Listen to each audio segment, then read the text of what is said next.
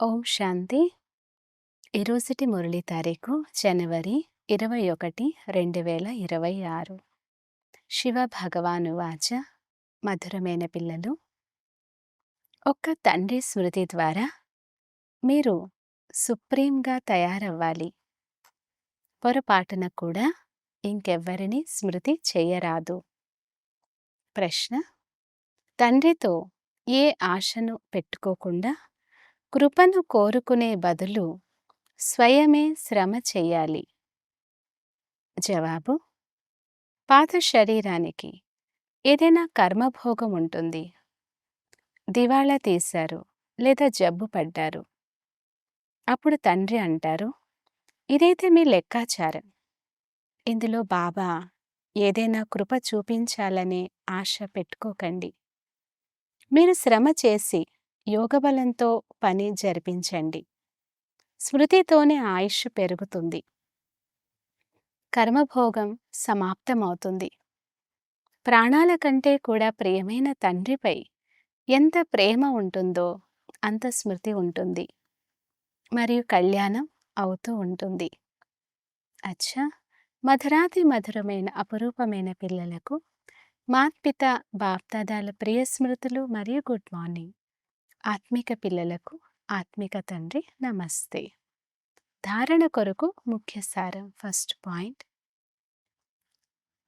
తండ్రిని చాలా ధైర్యం, గంభీరత, తెలివితో స్మృతి చేయాలి. స్మృతి యాక్యురేట్గా ఉంటే తండ్రి నుంచి కరెంటు లభిస్తుంది. ఆయుష్ పెరుగుతుంది. ఆరోగ్యంగా తయారవుతారు. సెకండ్ పాయింట్: ఉన్నత పదవి పొందాలంటే తమ నడవడికను సంస్కరించుకోవాలి. ఎక్కువ కోరికలు పెట్టుకోరాదు. కర్మేంద్రియాలపై పూర్తి కంట్రోల్ ఉంచుకోవాలి. తల్లిదండ్రులను పూర్తిగా ఫాలో చేయాలి. వరదానము: సీ ఫాదర్, ఫాలో ఫాదర్ అనే మహామంత్రం ద్వారా ఏకరస స్థితిని తయారు చేసుకునే శ్రేష్ఠ పురుషార్థి భవ. సీ ఫాదర్, ఫాలో ఫాదర్ అనగా తండ్రిని చూడండి, తండ్రిని ఫాలో చేయండి. ఈ మంత్రాన్ని సదా ఎదురుగా ఉంచుకొని ఎక్కే కళలోకి వెళుతూ ఉండండి, ఎగురుతూ ఉండండి. ఎప్పుడూ కూడా ఆత్మలను చూడకండి, ఎందుకంటే ఆత్మలందరూ పురుషార్థులు. పురుషార్థులలో మంచి కూడా ఉంటుంది, కొంత లోటు కూడా ఉంటుంది. సంపన్నంగా ఉండరు. అందువలన ఫాలో ఫాదర్, అంతేగాని ఫాలో బ్రదర్, ఫాలో సిస్టర్ కాదు. ఎలాగైతే ఫాదర్ ఏకరసంగా ఉన్నారో అలా ఫాలో చేసేవారు స్వతహాగానే ఏకరసంగా అయిపోతారు. స్లోగన్: పరచింతన ప్రభావంలోకి రాకుండా శుభచింతన చేసే శుభచింతకమణిగా అవ్వండి.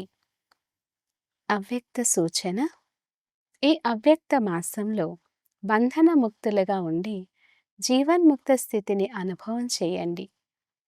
ఎలాగైతే ఇతర స్థూల వస్తువులను ఎప్పుడు కావాలంటే అప్పుడు తీసుకొని ఎప్పుడు కావాలంటే అప్పుడు వదిలేస్తారో అలా దేహ భావమును ఎప్పుడు కావాలంటే అప్పుడు వదిలేసి దేహీ అభిమానిగా అయిపోండి. ఏదైనా స్థూల వస్తువును వదిలేసినంత సరళంగా ఈ అభ్యాసం సరళమైపోవాలి. రచయిత ఎప్పుడు కావాలంటే అప్పుడు రచన యొక్క ఆధారం తీసుకోవాలి. ఎప్పుడు కావాలంటే అప్పుడు ఆధారాన్ని వదిలేయాలి. ఎప్పుడు కావాలంటే అప్పుడు అతీతంగా అవ్వాలి. ఎప్పుడు కావాలంటే అప్పుడు ప్రియంగా అయిపోవాలి. ఇంత బంధన ముక్తులుగా అవ్వండి. అచ్చా, ఓం శాంతి.